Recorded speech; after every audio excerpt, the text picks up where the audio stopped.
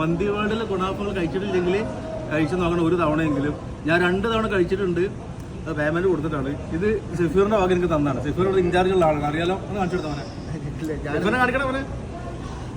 അപ്പോൾ സെഫീർ അതിന് കൂടെ തന്നെ ഗുണാഫ ഞാൻ പറഞ്ഞു വയറ് ഫുള്ളാന്ന് പറഞ്ഞപ്പോൾ അതിന് കൂടെ തന്നെ ഉണ്ടല്ലേ സ്വർണ്ണ ലിപികൾ എന്നൊക്കെ പറഞ്ഞ സ്വർണ്ണത്തിന്റെ തളിക കൊണ്ട് ഉണ്ടാക്കിയിട്ടുള്ള കെറ്റല് കറക്റ്റ് 3 ഗ്ലാസ് ചായ. അതില് നാന മിന്റ് മിക്സ് ചെയ്തിട്ടുള്ള ചായ ഉണ്ടോ?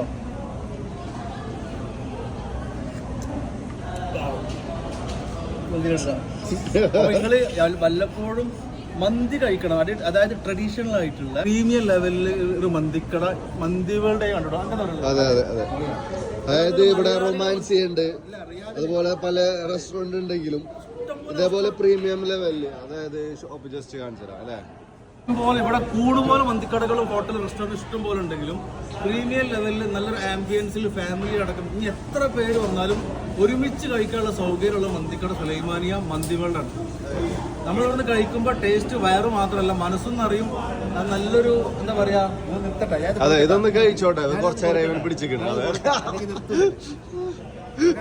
എല്ലാ കസ്റ്റമേഴ്സിനും ഇഷ്ടപ്പെട്ടു.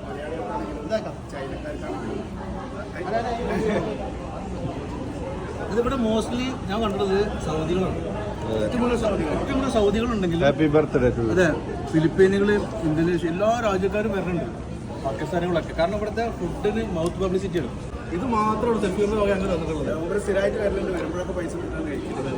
സമയത്ത് ഞാൻ നിർബന്ധിച്ചിട്ട് ചില സാധനങ്ങൾ നമ്മുടെ അതിൽ പെട്ടൊരു കോംപ്ലിമെന്റ് ഇഷ്ടപ്പെട്ട ആളാണ്, അതുകൊണ്ട് നല്ലൊരു എന്താ പറയുക ആംബിയൻസിലുള്ള നല്ല വയറിന് രുചികരമായിട്ടുള്ള മന്തി വേണമെന്നുണ്ടെങ്കിൽ നിങ്ങൾ മന്തി വേൾഡിൽ പോരി.